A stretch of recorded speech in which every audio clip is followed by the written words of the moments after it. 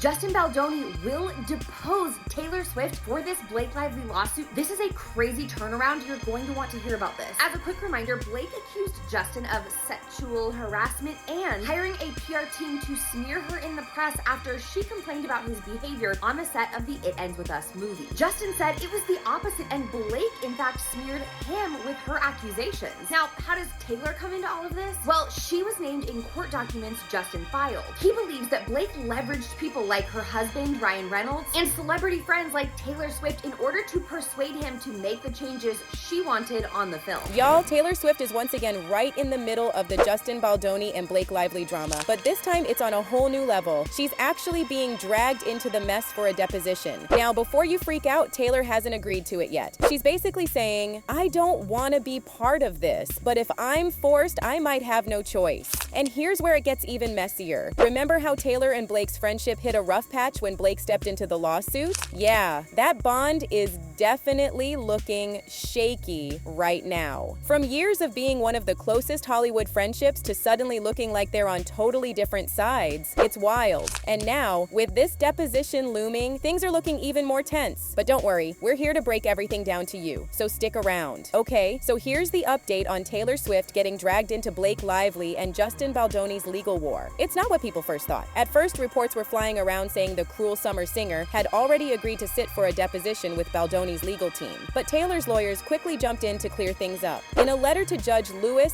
J. Lyman on September 12, they basically said, hold up, that's not true. So basically, Taylor's camp is saying loud and clear that she has zero role in this drama and never once agreed to sit down for a deposition. But here's where it gets interesting. They also admitted that if the court actually forces her, she'll clear her calendar and show up. Her lawyers explained they only heard about this a few days ago, but if it really comes down to it, she could squeeze it in the week of October 20th, as long as both sides figure out their own mess first. And that is consistent with how Taylor Swift has represented herself throughout this entire thing. She is not on anybody's side, you guys. She is on the side of Taylor. She's not on Baldoni's side, and she's not on Lively's side. She is on the side of Taylor Swift. And so her lawyer made sure that everybody didn't forget that. And just when you think this couldn't get messier, Blake Lively's legal team jumped in with their own clapback. In another letter to Judge Lyman, they basically called out Justin Baldoni and Wayfarer Studios for dragging Taylor into this at the last minute. They pointed out that Taylor and her team have no role in these disputes, and yet Baldoni's side suddenly wants her deposition when discovery has been going on for more than 6 months. Blake's lawyers didn't hold back either. They said Wayfarer didn't even bother to contact Taylor's counsel about a date or location for this deposition until earlier this week. And considering Taylor's insane schedule, like everyone knows her calendar is booked months in advance, they called this lack of planning and disregard for her privacy astounding. But it didn't stop there. They also reminded the court that this isn't even the first time Baldoni's team has gone after Taylor. They'd subpoenaed her before, but then suddenly withdrew it, with a bunch of press attention, of course. Basically, they're hinting this whole Taylor angle is more about headlines than actual legal necessity. And of course, the only reason her name is even in this legal storm is because of those old text messages from Baldoni's dropped countersuit. The second Taylor showed up in those exchanges, it was like throwing gasoline on the fire. People couldn't stop talking about it, and suddenly, she was stuck in the middle of a battle she never signed up for. The judge already ruled that Taylor Swift's emails and text messages with Blake Lively were relevant to the claims and the defenses in the case, and that Blake Lively had to turn them over. So if her communications are relevant, her testimony is relevant. One of those texts showed Baldoni chatting with Lively about a scene from It Ends With Us. He told her he really loved what she did with the script, that it made the whole thing feel more fun and interesting. Then, he slipped in a line saying he'd have felt that way even without Ryan and Taylor, and yes, he even threw in a wink emoji for good measure. He wrapped it up by gassing Blake up as this huge talent and saying how excited and grateful he was to work with her. So naturally, fans started connecting the dots, and Taylor's name being in those messages became just another reason why her role, or lack of one, suddenly became part of this messy feud. I'm gonna be honest, guys, I find this filing by Taylor Swift deeply disappointing. I'm just genuinely disappointed because either she's being silent on her best friend having been SH'd and mistreated on set, or she's being silent about someone being wrongly accused to protect the headlines. And something I was just saying in the video I recorded is Taylor Swift, I believe, has become a corporation. She's no longer like Taylor Swift the person. It's a corporation. And the responses we're getting feel more corporate than personal. I don't think she's standing up for Blake here. I think she's standing up for Taylor. I don't think this is any way to help Blake.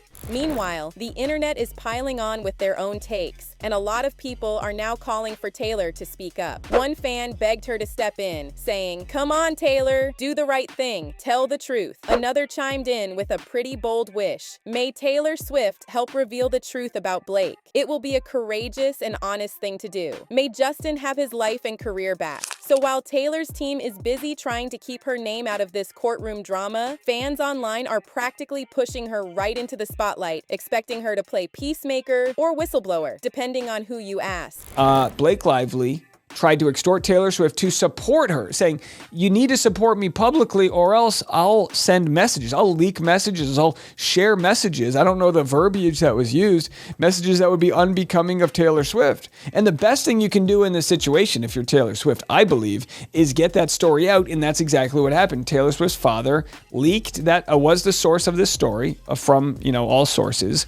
And then nothing happened. So this idea, like Blake Lively can't throw Taylor Swift under the bus now, right? And just to clear up all the noise, Taylor's team had already set the record straight months ago when that first subpoena popped up back in May. Baldoni's side really tried to pull Taylor into the mess by accusing Blake of using her friendship with Swift as leverage for more creative control over It Ends With Us. His legal team even went as far as trying to subpoena her, but Taylor's rep was quick to shut it all down. In a statement on May 9th, her spokesperson made it clear that Taylor had absolutely nothing to do with the making of the film. She never set foot on set, didn't touch casting or creative calls, didn't score it, and never even saw an edit or gave feedback. The only connection she had was allowing her song My Tears Ricochet to be used in the film, which, by the way, 19 other artists also did with their music. Her team basically called the subpoena out for what it looked like, an attempt to drag her name into headlines and stir up tabloid drama instead of sticking to the actual facts of the case. They doubled down on the fact that she only watched the movie weeks after the public release,